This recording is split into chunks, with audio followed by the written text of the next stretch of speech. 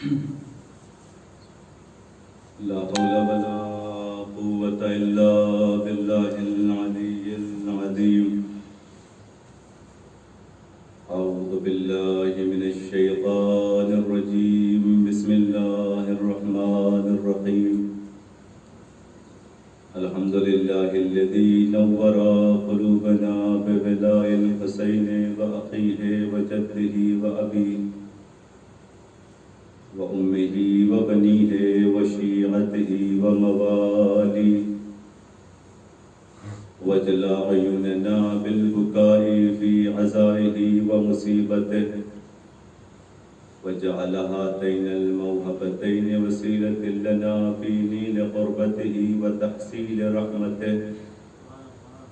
محمد من تم عليه نعمته وصرف عنه نقمته، والصلاة والسلام والتحية والإكرام على سيد أصل ما في الوجود، سر الله في كل موجود، نقطة دائرة الوجود، صاحب لواء الحمد والمقام المحمود، مولى ومولى الثقلين، جد الحسن والحسين أبي القاسم محمد.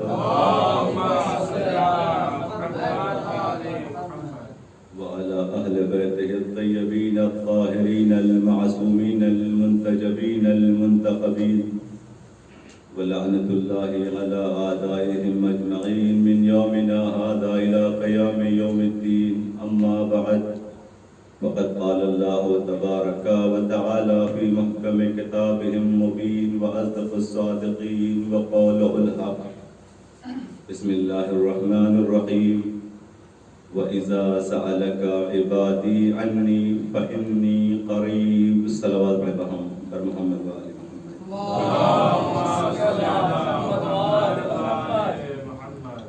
حضرات گرامی قدر، صاحبان فکر و فہم،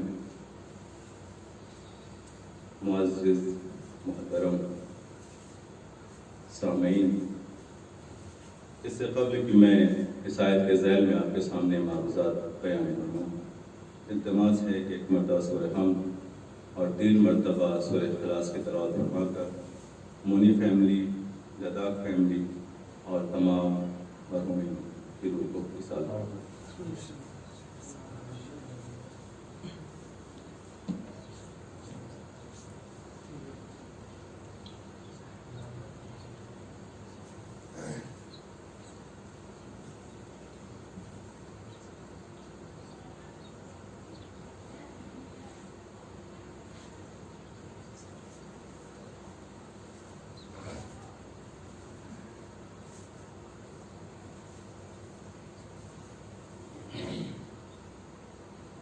عظمت محمد و اہل بیت محمد پر بلند صلوات.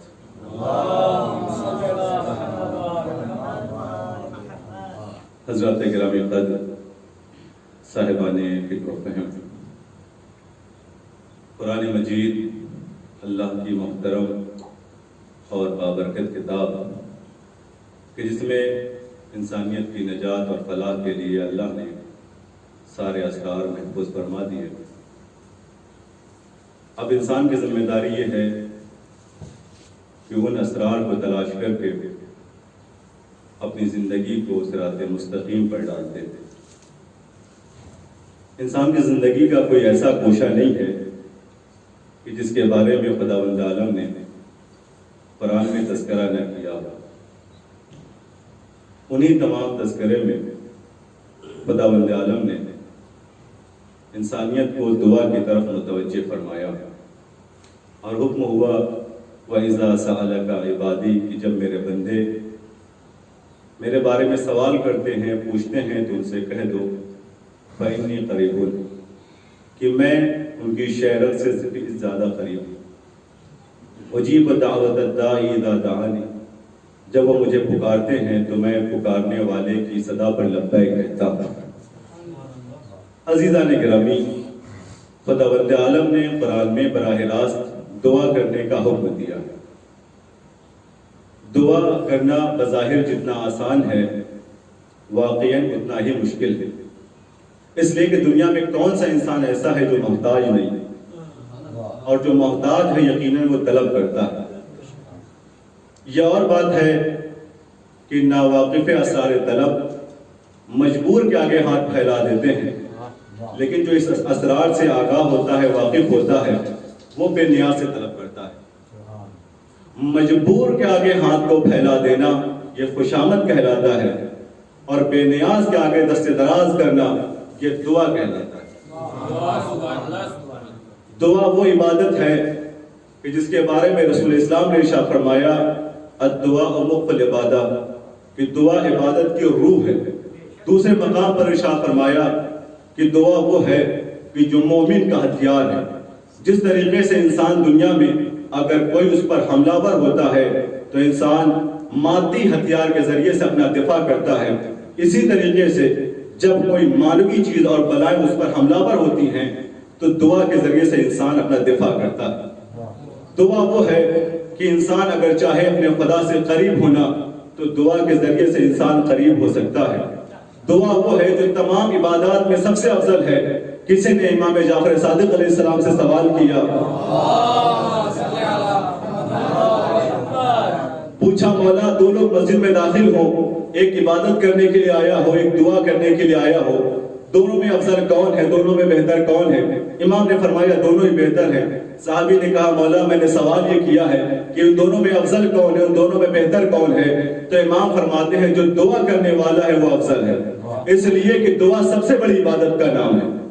عزیزان گرامی، دعا وہ اسرار رکھتی ہے کہ جو انسان اپنی تمام چیزوں سے مایوس ہو جائے، دنیا سے بیگانہ ہو جائے، دنیا میں جب اس کا کوئی مشکل کشا نہ ہو تو اپنے دست کو پروردگار کی بارگاہ میں دراز کر کے اس سے اپنے راز و نیاز کی باتیں کر لے، پروردگار اس کی حاجت کو پورا کر دیتا ہے۔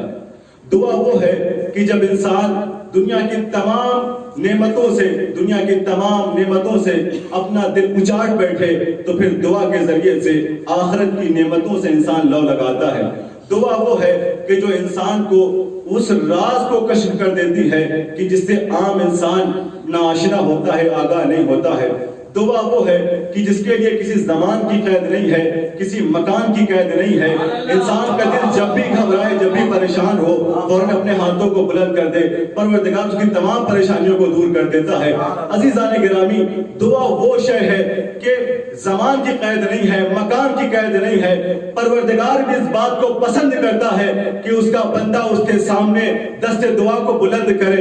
یہ دنیا والوں کا عام مزاج ہے کہ اگر کسی سے ایک بار مانگ لے تو مفاخرے کے طور پہ عطا کر دیتے ہیں، دوسرے بار مانگا جائے تو ہو سکتا ہے دل میں کوئی بات رکھ کر عطا کر دے، لیکن جب تیسری بار مانگے اور چوتھی بار مانگے، بار بار مانگے، دنیا والے ناراض ہو جاتے ہیں کہ کتنی بار مانگو گے، کتنی بار طلب کرو گے۔ لیکن وہ پروردگار ہے کہ اگر عبادت کے بعد اس کے سامنے ہاتھ نہ پھیلایا جائے تو وہ ناراض ہو جاتا ہے، اگر اس سے مانگا نہ جائے تو وہ ناراض ہو جاتا ہے۔ کتنا بے نیاز خدا ہے جو یہ چاہتا ہے کہ اس کے سامنے ہاتھ کو بلند کیا جائے، وہ بے نیاز خدا۔ عزیزان گرامی، بہت سے لوگ یہ تصور کرتے ہیں کہ پروردگار سے طلب تو کر رہے ہیں لیکن اس کے باوجود عطا نہیں ہو رہا ہے، پروردگار سے مانگ تو رہے ہیں لیکن جس چیز کے طلبگار ہیں وہ پوری نہیں ہو رہی۔ عزیزان گرامی، یہ ہماری خام خیالی ہے، اس لیے کہ معصوم نے ارشاد فرمایا کہ جب کوئی غیر مانگتا ہے تو اللہ اسے جلدی سے عطا کر دیتا ہے، اس لیے کہ جو آوازیں کریہ ہوتی ہے اسے کوئی برابر سننے کا عادی نہیں ہوتا ہے، اسے کوئی بار بار سننا پسند نہیں کرتا ہے، لیکن جو آواز میٹھی ہوتی ہے، جو آواز پسندیدہ ہوتی ہے، اسے بار بار سنا جاتا ہے۔ اور پروردگار یہ چاہتا ہے کہ اس کا بندہ بار بار اسے طلب کرے اور پروردگار اسے بار بار عطا کرے۔ سلام پڑھے محمد و آل محمد۔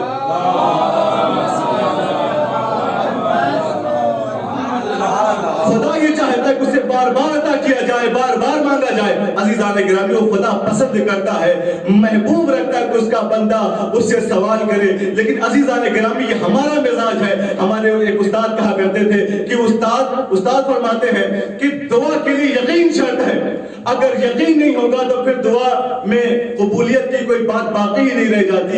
اس لیے کہ دیکھنے میں آیا ہے، نظر یہ آیا ہے کہ لوگ جاتے ہیں، عزاخانوں میں جاتے ہیں، علم کے قریب جاتے ہیں، تابوتوں کے قریب جاتے ہیں، دعائیں مانگتے ہیں، اور جب باہر نکل کوئی پوچھتا ہے کہ حضور ہم نے دیکھا کہ آپ دعا مانگ رہے تھے، کہ ہم نے دعا تو مانگ لی، اب پتہ نہیں خدا قبول کرے یا نہ کرے، مولا قبول کرے یا نہ کرے۔ کہ بس یہ جملہ ہی بتاتا ہے کہ تم یقین کی کس منزل پر پہنچے ہو۔ جب تمہیں خود اس بات کا یقین نہیں ہے خدا عطا کرے گا تو خدا تمہیں کیسے عطا کر دے گا؟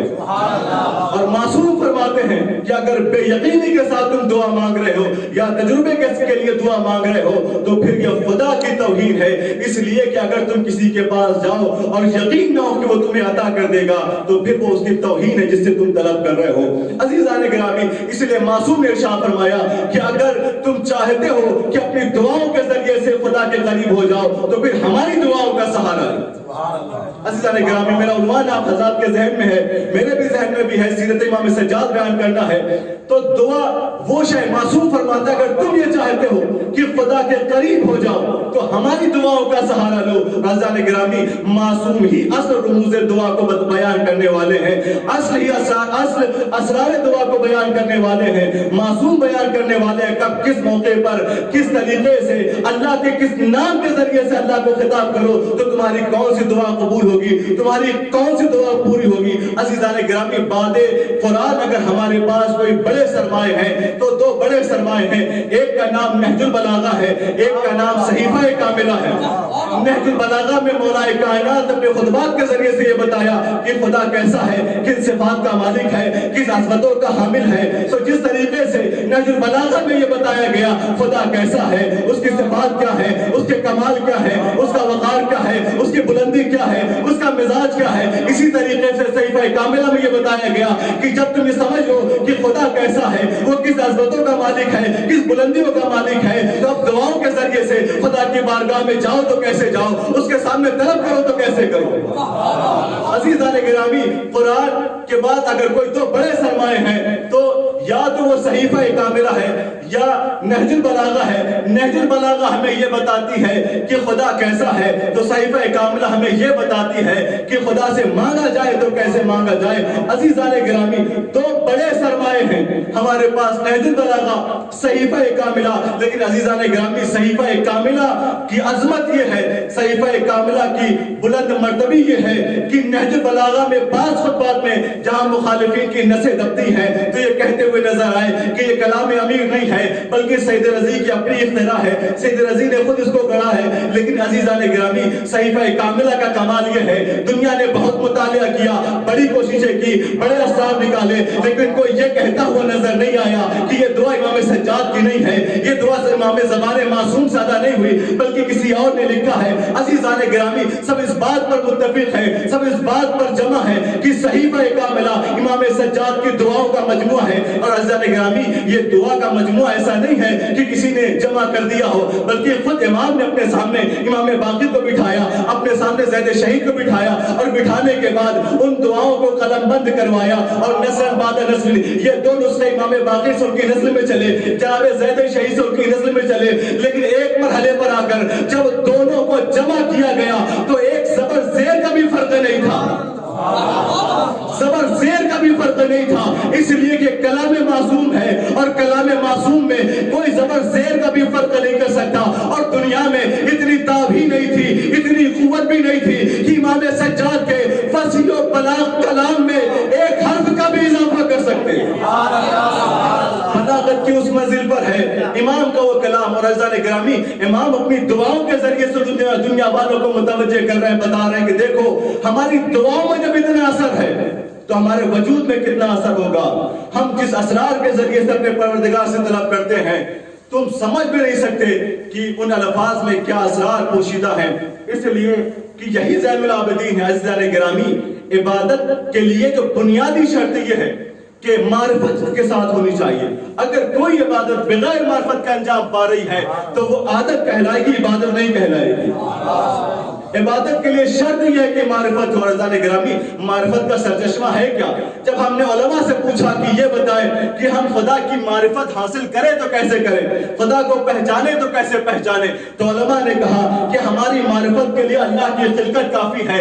ہم اللہ کی خلقت کو دیکھتے جائیں، ان اللہ منحنا قوت التفکیر، کہ اللہ نے ہمیں سوچنے سمجھنے کی صلاحیت دی ہے. کیوں یہ صلاحیت دی ہے؟ اس لیے کہ ان نتفکر فی آثارہ، کہ ہم اللہ کے آثار میں غور و فکر کریں. جب ہم غور و فکر کریں گے تو خدا کی معرفت حاصل ہوتی چلی جائے گی. ہم نے سورج کو دیکھا، اتنا چمکنے والا سورج، ہم نے اس کے ذریعے سے خدا کو پہچانا. جب سورج میں اتنی تابانی ہے، جب سورج میں اتنا نور ہے تو خدا کیسا نور ہوگا. ہم نے چاند کو دیکھا، جب وہ اتنا خوبصورت ہے تو ہم نے خدا کو پہچانا کہ وہ کتنا جمیل ہوگا. جب ہم نے آسمان کی بلندی کو دیکھا تو ہم نے سمجھا خدا کتنا عظیم ہوگا. جب ہم نے زمین کو دیکھا کتنی پھیلی ہوئی ہے، اتنی کشادہ ہے، تو ہم نے سمجھا کہ خدا کتنا باقدرت ہوگا. جب ہم نے اشجار کو دیکھا تو یہ سمجھ لیے جب اتنے باکمال ہے تو خدا کتنا باکمال ہوگا. ہم ایک ایک چیز کو دیکھتے گئے، خدا کو پہچانتے گئے. ہم نے سورج کو دیکھا، خدا کو پہچانا. چاند کو دیکھا، خدا کو پہچانا. ستاروں کو دیکھا، خدا کو پہچانا. زمین کو دیکھا، خدا کو پہچانا. سیاروں کو دیکھا، خدا کو پہچانا. ایک ایک چیز کو دیکھتے گئے، خدا کو پہچانتے گئے. لیکن عزیزان گرامی، یہ ذریعہ معرفت ہمارے لیے تو ہے، اس لیے کہ سورج پہلے ہے، ہم بعد میں ہیں. چاند پہلے ہے، ہم بعد میں ہیں. آسمان پہلے ہے، ہم بعد میں ہیں. زمین پہلے ہے، ہم بعد میں ہیں. لیکن کچھ مخلوقات ایسی ہیں جو چاند سے بھی پہلے ہیں، سورج سے بھی پہلے ہیں، ہواؤں سے بھی پہلے ہیں، زمین سے بھی پہلے ہیں، اشجار سے بھی پہلے ہیں، آسمان سے بھی پہلے ہیں. اب ہم ان مخلوقات کی خدمت میں عرض کریں گے، اے میرے مولا آپ کے بتا دیں کہ جب آپ سورج سے پہلے ہیں، جب آپ چاند سے پہلے ہیں، جب آپ زمین سے پہلے ہیں، جب آپ ہواؤں سے پہلے ہیں، جب آپ تمام مخلوقات سے پہلے ہیں، تو آپ کی معرفت کا ذریعہ کیا ہے؟ ایک مرتبہ امام زین العابدین علیہ السلام صحیفہ کاملہ میں ارشاد فرماتے ہیں، الہی ما عرفتک الا نفسک، پروردگار ہم نے تجھے سورج کے ذریعے سے نہیں پہچانا، پروردگار ہم نے تجھے چاند کے ذریعے سے نہیں پہچانا، پروردگار ہم نے زمین کے ذریعے سے نہیں پہچانا، بلکہ پروردگار ہم نے تجھے تیری ذات کے ذریعے سے پہچانا ہے. صلوات پہ محمد و آل محمد. پروردگار ہم نے تجھے تیری ذات کے ذریعے سے پہچانا ہے. جب معرفت اس عالم پر ہو تو پھر ان کی عبادت کو کون سمجھ سکتا ہے، ان کی دعاؤں کو کون درک کر سکتا ہے. اور عزیزان گرامی، یہ عبادت کی اس منزل پر ہے کہ جہاں پر دنیا ان سے عبادت کرنا سیکھتی ہے. اس لیے کہ بنا عبد اللہ، بنا عرف اللہ، یہی تو وہ ذات ہے جن کے ذریعے سے لوگوں نے خدا کو پہچانا ہے. یہی وہ ذات ہے جن کے ذریعے سے لوگوں نے خدا کی عبادت کرنا سیکھا ہے. عزیزان گرامی، امام زین العابدین علیہ السلام کی کم سنی کا عالم ہے. تقریباً 12 یا 15 برس کی تاریخ نے لکھی ہے. ایک راوی ہے جس کا نام ابراہیم بن ادھم ہے. کہتا ہے میں نے دیکھا ایک بچہ باقیادہ خانہ کعبہ کی طرف چلا جا رہا ہے، بیت الحرام کی طرف چلا جا رہا ہے. ایک مرتبہ اس نے اس بچے کو دیکھا، بے سر و سامہ ہے، کوئی زیادہ راہ نہیں ہے، کوئی سواری نہیں ہے. آگے بڑھا، روکا، کہا بچے یہ بتاؤ تمہارا نام کیا ہے، تم جا کہاں رہے ہو؟ جانے والے نے کہا کہ میرا ارادہ یہ ہے کہ میں حج بیت اللہ کے لیے جاؤں. عزیزان گرامی، جب یہ جملہ کہا تو اس نے کہا تمہارے پاس سواری تو نہیں ہے، تمہارے پاس زیادہ راہ تو نہیں ہے. جیسے یہ جملہ کہا فوراً پلٹ کر جواب دیا، ذاتی تقوائی ورحلاتی رجلائی وقصدی مولائی، کہ میرا تقوی میری زیادہ راہ ہے، میری سواری میرے قدم ہے، اور میرا قصد میرا مولا ہے. یہ جواب کون دے سکتا ہے؟ یہ جواب وہی تو دے سکتا ہے جو معرفت کی اس بلندی پر ہو کہ جس نے کسی اور کے ذریعے سے معرفت خدا حاصل نہ کی ہو، بلکہ خود ذات پروردگار سے معرفت حاصل کی ہو. اور عزیزان گرامی، امام کی پوری زندگی اٹھا کر دیکھ لیں. امام کی زندگی کے 2 حصے کیے گئے ہیں. ایک حصہ وہ ہے جو سن 38 ہجری سے شروع ہوتا ہے اور 61 ہجری کربلا 10 محرم روز عاشور ختم ہوتا ہے. کہ یہاں پر امام کی کردار کی جھلک تو ملتی ہے، لیکن باقاعدہ طور پہ وہ کمال نظر نہیں آتے جو سن 61 ہجری کے بعد نظر آتے ہیں. اس لیے کہ ہماری شریعت میں قانون ہے کہ اگر کوئی امام اپنے فرائض مذہبی کو انجام دے رہا ہے تو دوسرا امام اس کی تائید میں ہمیشہ خاموش رہے گا. جب مولا کائنات اپنے فرائض مذہبی کو انجام دے رہے تھے تو امام حسن، امام حسین خاموش تھے. ذاتی کمال کی جھلکیں نظر آتی ہیں، لیکن باقاعدہ طور پر جو کمال چاہیے وہ نظر نہیں آتے. کیوں؟ اس لیے کہ ایک امام اپنے فرائض منصبی کو انجام دے رہا ہے. جب امام حسن اپنے فرائض منصبی کو انجام دے رہے تھے تو کبھی تاریخ میں آپ کو یہ نہیں ملے گا کہ امام حسین نے یہ کہا ہو کہ آپ اس مشورے پر عمل کر لیں، آپ یہ کام کر لیں. اس لیے کہ امام جانتا ہے کہ امام کی ذمہ داری کیا ہے، لہذا تائید میں خاموش ہے. جب تک امام حسین زندہ کیا تھے تب تک امام سجاد خاموش ہے، کوئی آپ کو مشورہ نظر نہیں آئے گا، کوئی بات نظر نہیں آئے گی. لیکن عزیزان گرامی 61 ہجری کے بعد اب امام کی زندگی شروع ہو رہی ہے، اور امام کی زندگی اس انداز میں شروع ہو رہی ہے کہ جس انداز سے امامت امام سجاد کو ملی ہے ایسے کسی کو نہ ملی. مولا کائنات کا دور پورا شوق تھا لیکن اتنا پورا شوق نہیں تھا. امام حسن کا دور پورا شوق تھا لیکن اتنا پورا شوق نہیں تھا. امام حسین کا پورا دور مصائب و آلام کا شکار رہی پوری زندگی، لیکن ایسے نہ رہی. جس موقع پر امام سجاد کی موت مل رہی ہے کہ خیمے میں آگ لگی ہوئی ہے، بابا شہید کیے جا چکے ہیں، لیکن عزیزان گرامی صبر ایسا ہے، استقلال ایسا ہے کہ پہلا مسئلہ امام کے سامنے آ رہا ہے، اور مسئلہ لے کر آنے والی کوئی عام خاتون نہیں ہے بلکہ عالم غیر معلمہ ہے. سوال کر رہی ہے، بیٹا یہ بتاؤ اس آگ میں جل کر مر جائیں یا خیمے کے باہر نکلے؟ امام نے جواب دیا جان کا بچانا واجب ہے، لہذا خیمے سے باہر نکلے. کیا آپ کوئی یہ کہہ سکتا ہے کہ امام نے اس موقع پر غلط جواب دیا؟ جواب صحیح نہیں تھا. سب ایک زبان ہو کر یہ کہیں گے نہیں، امام نے جو جواب دیا وہ بالکل عین شریعت تھا، امام نے جو جواب دیا وہ درست تھا. عزیزان گرامی امام اپنے اس کردار سے بتانا یہ چاہ رہے کہ دیکھو اگر ایک ادنا سے بخار کی وجہ سے میں پانچواں محمد ہزیان نہیں کہتا ہوں تو پہلا محمد کیسے کہہ سکتا ہے؟ صلوات پر محمد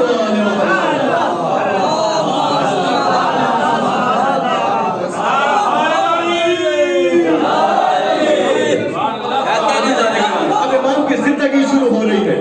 عزیزان گرامی امام کی زندگی اور امام نے ہر موقع پر اپنا الگ الگ موقف قرار دیا ہے، اور یہ بابصیرت اور عالمانہ ایک تجویز ہوتی ہے کہ انسان جب کوئی اپنا حالات دیکھتا ہے اسی حالات کے اعتبار سے اپنے موقف کو طے کرتا ہے. لہذا امام کی زندگی میں متعدد مواقف ہے، لیکن پہلا موقف جو امام کا بعد کربلا شروع ہوا ہے وہ تعارف ہے اور تحفظ ہے. یعنی امام خود اہل بیت عصمت و طہارت کا تحفظ بھی فرما رہے ہیں، اور ساتھ ساتھ بازار کوفہ میں بازار شام میں اہل بیت کا تعارف بھی کرا رہے ہیں کہ پہچانو کہ ہم کون ہیں، جان لو کہ ہم کون ہیں. اور عزیزان گرامی کوفے سے لے کر شام تک امام نے اپنا تعارف کرایا. وہ ابن ذات جو پہلے مرحلے میں یہ سوچ رہا تھا کہ حسین کو قتل کر دیا، حسین کے چاہنے والوں کو مار دیا، حسین کے گھر والوں کو اسیر کر لیا، امام سجاد کو پابند توق و سلاسل کر دیا، تو ہم نے انہیں مجبور کر دیا، ہم نے انہیں پریشان کر دیا، ہم نے انہیں کمزور بنا دیا. لیکن عزیزان گرامی وہ سوچ کچھ اور رہا تھا. لہذا اس نے کیا کیا؟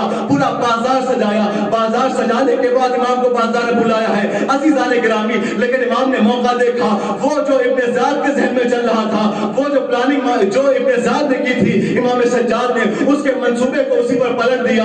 لوگ اکٹھا کیے تھے ابن زیاد نے، لیکن امام نے اس مجمع کو تسخیر کر لیا. اب امام اس سے خطاب کر کے کہہ رہے ہیں دیکھو ہم کون ہیں، پہچانو ہم کون ہیں. ہم اہل بیت عصمت و طہارت ہیں، ہم وہ ہیں جو دین کو بچانے کے لیے نکلے ہیں، ہم وہ ہیں جو عبادت کے تحفظ کے لیے نکلے ہیں، ہم وہ جو تمام ارکان شرعیہ کو محفوظ کرنے کے لیے نکلے ہیں. عزیزان گرامی جو ابن زیاد یہ سوچ رہا تھا کہ امام کو بے عزت کر دیں گے، امام کو کمزور کر دیں گے، امام کو پریشان کر دیں گے، وہی ابن زیاد پریشان ہو گیا. چند دن ہی رکھ سکا، فوراً روانہ کر دیا شام کی طرف. اب شام میں وہی غلطی دہرائی جا رہی ہے، پورا بازار سجایا جا رہا ہے اور امام سجاد کو اس بھرے بازار میں بلایا جا رہا ہے. لیکن عزیزان گرامی یہ امام کا کمال ہے، یہ امام کی صلاحیت ہے، یہ امام کا موقف ہے کہ وہ بھرے دربار کو امام نے اپنی طرف متوجہ کیا. اور جب آنے والا امام پر طنز کرتا ہے کہ یہ بتاؤ کون فاتح ہوا، کون غالب ہوا، کون مغلوب ہوا، کون جیتا، کون ہارا، تو امام مسکرا کر کہتے ہیں مجھ سے سننا چاہتا ہے یا انتظار کرنا چاہتا ہے؟ اگر انتظار کرنا چاہتا ہے تو انتظار کر. ابھی مؤذن گلدستہ اذان پر جائے گا، جیسے اذان دے، جیسے اشہد ان محمد رسول اللہ کہے، سمجھ لینا کہ فتح ہماری ہے، شکست یزید کی ہے. جیتے ہم ہیں، یزید ہارا ہے. جب اتنا کہا تو کہا تمہارا کیا تعلق محمد سے؟ کہا اچھا کیا تو نے یہ آیت سنی ہے قل لا اسألکم علیہ اجرا الا المودۃ فی القربى، کہ ہم اجر رسالت کے سلسلے میں تم سے کوئی اجرت نہیں چاہتے سوائے اس کے کہ اپنی محبت طلب کے طلبگار ہیں، اپنی محبت اپنے اہل اقربا کی محبت طلب کرتے ہیں. کہا ہاں ہم نے یہ آیت قرآن میں پڑھی ہے. کہا اچھا اگر قرآن میں پڑھی ہے تو پھر سن لے کہ اہل بیت حامی ہیں کہ جس کے بارے میں محبت کا تقاضا کیا جا رہا ہے. کہا دوسری آیت سن وَآتِ ذُو الْقُرْبَى حَقَّهُ، کہ ذو القربہ کا حق ادا کر دو. کہا اس سے کیا تعلقات القربہ ہم ہی ہیں. اس کے بعد آیت پڑھی انما یرید اللہ لیذھب عنکم الرجس اہل البیت ویطہرکم تطہیرا, کہ جس کی طہارت کی گواہی قرآن دے رہا ہے وہ ہم ہیں. عزیزان گرامی, وہ جو آیت طنز کر رہا تھا کہ آپ غالب ہوئے یا مغلوب ہوئے, آپ جیتے یا ہارے, ایک مرتبہ کہتا ہے میں یزید پر بھی لعنت کرتا ہوں, میں اس کے لشکریوں پر بھی لعنت کرتا ہوں, جو میں نے کہا اس کے لیے نادم ہے, آپ پر درود و سلام ہو. عزیزان گرامی, درباری کس کے تھے, لوگ کس کے تھے, مجمع کس کا تھا؟ یزید نے جمع کیا تھا. لیکن امام سجاد کا کمال یہ تھا, اس پورے مجمع کو ایسا تسخیر کیا کہ چند دن ہی گزرے تھے جو یہ نہیں سمجھ پا رہے تھے کہ حق کیا ہے باطل کیا ہے, وہی یہ کہتے ہوئے نظر آئے کہ حسین کو بے گناہ شہید کیا گیا ہے, حسین کو بے جرم و خطا قتل کیا گیا ہے. اور عزیزان گرامی, یہ امام سجاد کا ہی کمال تھا, یہ امام سجاد کی تبلیغ کا یہ کمال تھا کہ ایک بیٹا اپنے باپ کے لیے بڑے احترام والے الفاظ ادا کرتا ہے, لیکن اس کے باوجود امام نے کچھ اس طریقے سے یزیدیت کے منصوبے کو توڑا ہے, امام نے اس طریقے سے لوگوں کے ذہن کو تبدیل کیا ہے, امام نے اس ذریعے سے اس طریقے سے ہدایت کی ہے کہ وہ یزید جو کل تک اپنے تخت پر بیٹھ کر یہ کہہ رہا تھا کہ اگر میرے بدر والے زندہ ہوتے, اگر میرے بدر والے موجود ہوتے تو میری پیٹھ تھپ تھپاتے اور یہ کہتے کہ تم نے کس طریقے سے میرا بدلہ لیا ہے, کس طریقے سے تم نے میرا انتقام لیا ہے, وہی یزید جو تخت پر بیٹھ کر یہ کہہ رہا تھا, پھر اس کے بعد اپنا دامن جھاڑتا ہوا نظر آیا کہ میری کوئی خطا نہیں ہے, میری کوئی غلطی نہیں ہے, جو کیا ہے ابن زیاد نے کیا ہے, اور بڑے شفیقانہ انداز میں کہتا ہے چاہے تم یہاں رہو چاہے مدینے واپس چلے جاؤ. عزیزان گرامی, یہ امام سجاد کی تبلیغ کا اثر تھا, یہ امام سجاد کا موقف تھا کہ بعد یزید خود یزید کا بیٹا جب تخت پر آیا ہے تو یہ کہتا ہوا نظر آیا کہ میں اس تخت کو ایسے قبول کر لوں کہ جس کے پائے خون حسین میں ڈوبے ہوئے ہو, جس کے پائے خون حسین میں ڈوبے ہوئے ہو. وہ تخت میرے کس کام کا؟ کل میرے دادا نے بھی ناحق اس تخت کو غصب کیا تھا, آج میرے باپ نے بھی اس تخت کو غصب کیا ہے. مجھے اس غاصب تخت کی خواہش نہیں ہے, اس کی درکار نہیں ہے. اور اس کے بعد یہ جملہ کہتا ہوا نظر آ رہا ہے, اس کے خطبے کو دیکھیے گا, کہتا ہے کل میرے دادا نے غلط کیا تھا لہذا جہنم میں وہ بھی اپنی سزا کو بھگت رہا ہے, میرے باپ نے بھی غلط کیا وہ بھی جہنمی ہے, وہ بھی سزا کو بھگت رہا ہے. جیسے ہی معاویہ بن یزید نے یہ جملہ کہا, فوراً مروان کھڑا ہو گیا, کھڑے ہونے کے بعد کہتا ہے ارے ہو سکتا ہے بادشاہ خلیفہ وقت شورا کے ذریعے سے فیصلہ کروانا چاہ رہے ہو. جیسی اس کی تعبیر کی نا, فوراً معاویہ بن یزید نے ٹوک دیا خبردار اپنی زبان کو لگام دے, تو کون ہوتا ہے میری باتوں کی تفسیر کرنے والا. ایک مرتبہ معاویہ بن یزید مروان سے مخاطب ہو کر کہتا ہے تو یہ کہتا ہے کہ میں شورا کے ذریعے سے فیصلہ کرنا چاہتا ہوں, یاد رکھ کل شورا کے ذریعے سے علی کے حق کو غصب کیا گیا تھا, کیا تو یہ چاہتا ہے کہ آج پھر اسی شورا کے ذریعے سے میں دوسرے علی کا حق غصب کر لوں؟ میں کبھی یہ ہونے نہیں دوں گا. عزیزان گرامی, امام کی زندگی, پوری زندگی امام کی سیرت کو اٹھا کر دیکھے کہ ہمیشہ تبلیغ میں امام مصروف رہے, ہمیشہ اپنے کردار کو دنیا والوں کے سامنے پیش کرتے رہے. یہ امام کا پہلا موقف ہے, چاہے امام تعارف بھی کرا رہے ہیں, امام تحفظ بھی کر رہے ہیں, لیکن جب کربلا ہو گیا, جب شام سے رہائی مل گئی, آزادی مل گئی, اب امام آئے, لہذا حالات بدل گئے. پہلے مقابلے میں مسلح فوج تھی, پہلے مقابلے میں جابر لوگ تھے, لہذا امام نے اپنا موقف دوسرا رکھا. لیکن اب جب مدینے آ گئے تو اب سامنے طاقتور لوگ نہیں ہیں, سامنے مسلح فوجیں نہیں ہیں, بلکہ ایسے اذہان ہیں جن پر جہالت کے پردے پڑے ہوئے ہیں. لہذا امام نے اپنے انداز کو بدلا, اب عبادت کا رخ اپنایا, اب ہدایت کا رخ اپنایا, اب عزاداری کا رخ اپنایا. عزاداری کے ذریعے سے باطلوں کے چہروں پر پڑے ہوئے نقاب کو الٹ رہے تھے, عبادت کے ذریعے سے ذہنوں کو مسخر کر رہے تھے. وہ معاشرہ جہاں واجبات سے لوگ دور تھے, امام نے اپنی عبادات کے ذریعے سے لوگوں کو یہ بتایا کہ اگر ہم خاصان خدا عبادت کس منزل پر ہے کہ سجدے میں جائیں تو ایسا محسوس ہو جیسے روح جسم سے نکال لی گئی ہو, تو تم تو عام بندے ہو, تمہاری عبادت کا کیا معیار ہونا چاہیے. وہ لوگ, وہ معاشرہ جو فقط عمرہ کے بغلگیر ہونا پسند کرتا تھا, امام نے اس معاشرے کو بالکل بدل دیا, امام نے اس فضا کو بدل دیا, بلکہ ہمیشہ فقراء کے ساتھ بیٹھتے ہیں, مساکین کے ساتھ بیٹھتے ہیں, روزاداروں کے ساتھ بیٹھتے ہیں. جب کسی نے بڑھ کے کہا کہ آپ یہ کیا کرتے ہیں, آپ کی جگہ تو امراء کے درمیان ہے, آپ کی جگہ تو فضلاء کے درمیان ہے, آپ کی جگہ تو بڑے لوگوں کے درمیان ہے, آپ ان غریبوں کے درمیان کیوں جا کر بیٹھتے ہیں؟ تو ایک مرتبہ امام فرماتے ہیں یاد رکھو ہمارے نزدیک دولت معیار نہیں ہے, ہمارے نزدیک تخت معیار نہیں ہے, ہمارے نزدیک ثروت معیار نہیں ہے, بلکہ ہمارے نزدیک تقوی الہی معیار ہے. جو تقوی میں جتنا بلند ہوگا وہ ہم سے اتنا ہی قریب ہوتا چلا جائے گا. صلوات پڑھیں محمد و آل محمد. عزیزان کرام, یہ امام کی زندگی ہے. ذرا اندازہ کریں کہ امام نے کس طریقے سے, کہ وہ دور کی جہاں پر قتل حسین کے بعد کوئی اپنی آواز اٹھانے والا نہیں تھا, امام نے حالات کو جس طریقے سے اپنے قبضے میں لیا کہ وہی جو کل تک ایک آواز اٹھانے سے بھی ڈر رہے تھے, فوراً قتل حسین کے بعد تلوار اٹھائے ٹہل رہے تھے اور یہ آواز دے رہے تھے حسین ہم آپ کی مدد تو نہیں کر سکے لیکن ہم اپنی جان آپ کی راہ میں دینے کے لیے قربان ہیں. ایسا انقلاب پیدا کیا. اور عزیزان گرامی, کیا تصور کرتی ہے دنیا کہ امام فقط ہدایتیں ہی کر رہے تھے, امام فقط گریہ ہی کر رہے تھے, امام باقی اور دوسرے امور سے غافل تھے؟ نہیں, امام وہ ہوتا ہے جو تمام کائنات کا ذمہ دار ہوتا ہے, سارے اختیار اس کے ہاتھوں میں ہوتے ہیں. آپ نے بے شمار امام کی سیرت میں واقعات سن رکھے ہیں, بس اشارہ کر کے ربط مسائل کہ امام اپنی زندگی میں کبھی اپنے جو منصب کا فریضہ ہے, جو منصب کا تقاضا ہے, کبھی امام اس سے غافل نہیں ہوئے. ایک قاضی القضات ہے, بہت بڑا عالم ہے, لیکن عالم ہے مروانیوں کا, اس کا نام ابن شہاب زہری ہے.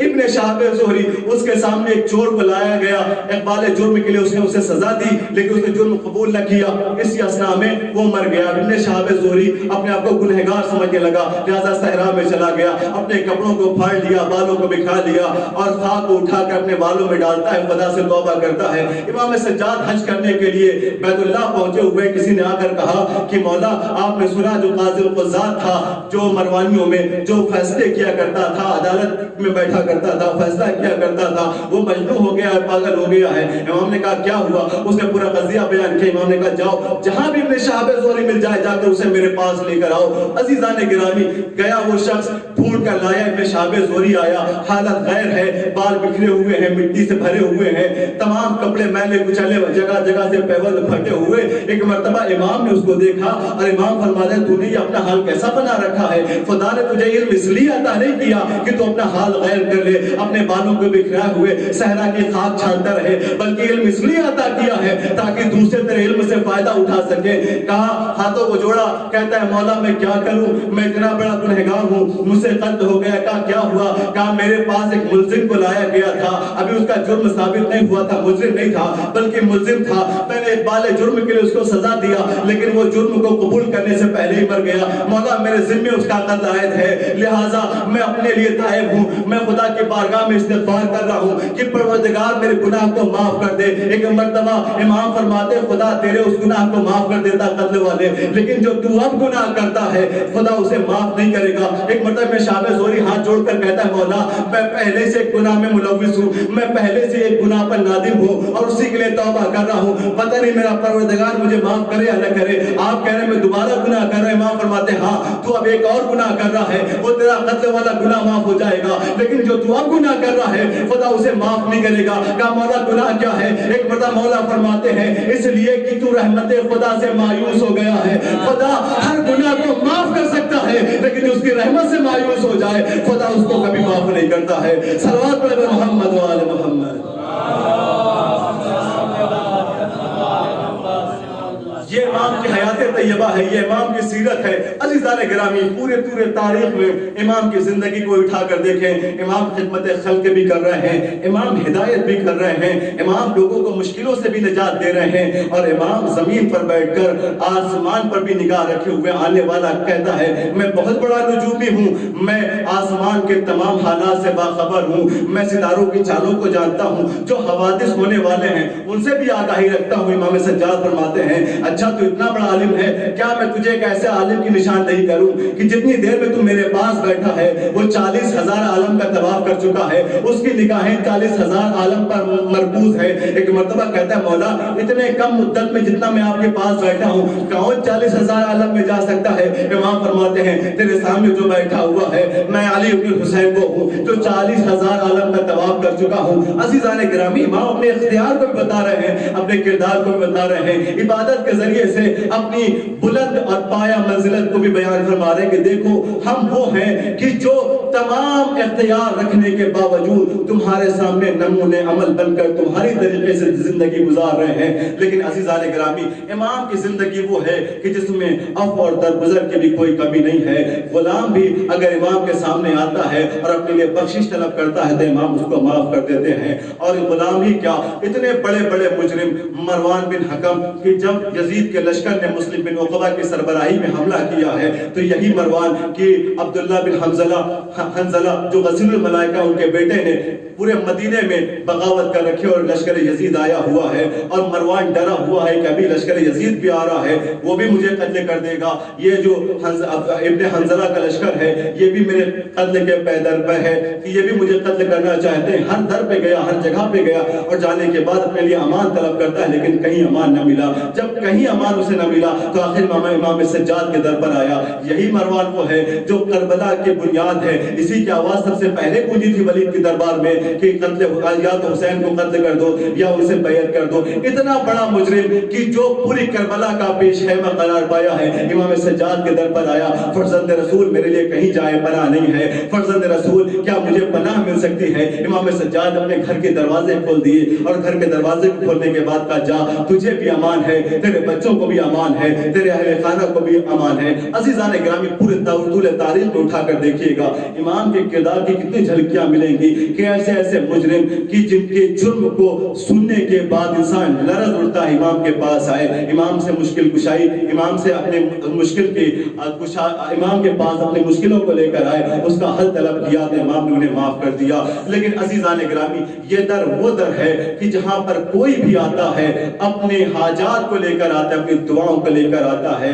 तो कभी नामुराद नहीं जाता बल्कि बामुराद वापस जाता है। हाँ अजीजों, बस आपकी सहमत तमाम, एक यहूदी है और उसकी एक बच्ची है और बच्ची मफलूज हो चुकी है, चलने फिरने से कासिर है, कहीं उठ बैठ नहीं सकती, कहीं आ जा नहीं सकती।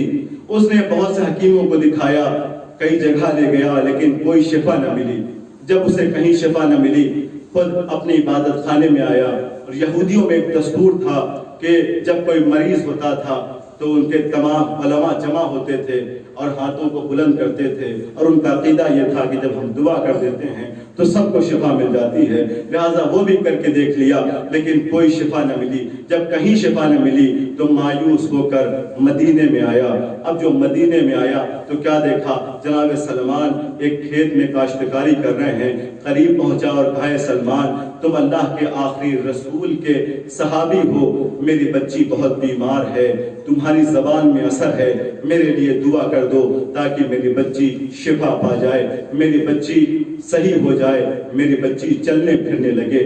अजीजों, उसने जनाब सलमान से कहा, जनाब सलमान ने कहा कि ठीक है मैं दुआ कर दूंगा, तुम्हारी बच्ची शिफा पा जाएगी, लेकिन ये बताओ इसके बदले में मुझे क्या मिलेगा। फौरन यहूदी कहता है, सलमान तुम जो तलब करोगे, जो मांगोगे मैं तुम्हें अदा करूंगा। सलमान कहते हैं, मुझे माल दुनिया में से कुछ न चाहिए, इसलिए जिसको अली की केदर की गदागरी नसीब हो उसे फिर और क्या चाहिए। कहा, सलमान फिर क्या चाहते हो। सलमान कहते हैं कि अगर तुम्हारी बच्ची शिफा पा गई, शिफा याब हो गई, तो तुम मुझसे वादा करो कि तुम मुसलमान हो जाओगे, कलमा पढ़ लोगे। इतना परेशान हो चुका था, इतनी जगह जा चुका था कि फौरन कहता है, सलमान ठीक है तुम्हारा मुतालबा यह है कि मैं मुसलमान हो जाऊं, मैं कलमा भी पढ़ लूंगा, मैं मुसलमान भी हो जाऊंगा, बस मेरी बच्ची को शिफा मिल जाए। बस एक मरतबा सलमान ने उस यहूदी को साथ लिया, यहूदी के साथ उसकी बच्ची है, लेकर आए मौलाए कायनात के घर में। और एक मरतबा सलमान कहते हैं, ए मेरे मौला, ये यहूदी हर जगह से मायूस होकर आया है, हर जगह से खाली हाथ होकर बैठा है, आपके दर पर आया آیا ہے آپ اس کی بچی کو شفا یاب کر دیں۔ اے میرے مولا اس نے وعدہ کیا ہے کہ اگر اس کی بچی شفا پا گئی تو یہ کلمہ پڑھ کر مسلمان ہو جائے گا۔ مولا کائنات نے کچھ دیر تعامل کیا، سوچا چاہتے تو خود پڑھ کے اس بچی کو شفا دے سکتے تھے، لیکن ایک مرتبہ آواز دی تشت لایا جائے۔ تشت لایا گیا، کہا تشت میں پانی بھرا جائے۔ تشت میں پانی بھر دیا گیا۔ عزیزو ایک مرتبہ میرے مولا نے آواز دی حسین کہاں ہو؟ حسین تشریف لائے، کہا میرے لال آج تمہارا بابا یہ چاہتا ہے کہ تم اس بچی کو شفا عطا کرو۔ حسین نے اپنے ہاتھ اس تشت میں ڈالے، تھوڑا سا پانی نکالا، اس بچی پر چھڑکا، پانی کا چھڑکنا تھا، فوراً بچی شفا یاب ہو گئی، چلنے پھرنے لگی۔ عزیزو وہ بچی جو اب تک چل پھر نہیں سکتی تھی وہ شفا یاب ہو گئی۔ ایک مرتبہ یہودی نے کلمہ پڑھا، کلمہ پڑھنے کے بعد مولا کائنات کی بارگاہ میں دست ادب جوڑ کر کہتا ہے اے میرے مولا ابھی تک میں یہودی تھا اور میرے جو قانون تھے اسی پر عمل کرتا تھا، دین اسلام سے مجھے کوئی واسطہ نہ تھا، لہذا اس کی تعلیم سے میں بے خبر ہوں۔ اے میرے مولا میں یہ چاہتا ہوں کہ یہ بچی آپ کے گھر میں رہے، آپ کے گھر میں پرورش پائے، زینب کے سائے میں رہے گی تو کچھ دین کے بارے میں سیکھ جائے گی، کچھ پردے کے بارے میں سیکھ جائے گی، کچھ قرآن کی تعلیم حاصل کر لے گی۔ عزادارو میرے مولا نے کہا ٹھیک ہے۔ وہ بچی اٹھی، جناب زینب کے قریب گئی، جناب زینب نے اسے قرآن پڑھایا، جناب زینب نے اسے پردہ کرنا سکھایا، جناب زینب نے اسے احکام سکھائے۔ وقت گزرتا رہا، سال ہا سال وہ یہودی اپنی بیٹی کو دیکھتے آتا رہا، مولا کائنات سے ملاقات کرنے آتا رہا، لیکن ایک دفعہ جب آیا تو میرے مولا نے کہا کہ اے یہودی اب تیری بیٹی بڑی ہو گئی ہے، جا اپنی بیٹی کو اپنے ساتھ لے کر جا۔ عزیزو یہودی نے کہا مولا کیا کوئی خطا سرزد ہو گئی ہے؟ مولا فرماتے نہیں، مصلحت کا تقاضا یہ ہے کہ تو اپنی بیٹی کو اپنے ساتھ لے کر جا۔ اپنی بیٹی کو اپنے ساتھ لے کر گیا، وہ جو ایک وقت پہ حرکت بھی نہیں کر سکتی تھی، جب شام پہنچی تو نور اہل بیت سے اتنا منور ہو چکی تھی کہ اس کی خوبصورتی کے چرچے پورے شام میں تھے، ہر کوئی اس کی خوبصورتی کو دیکھتا تھا، تعریف کرتا تھا۔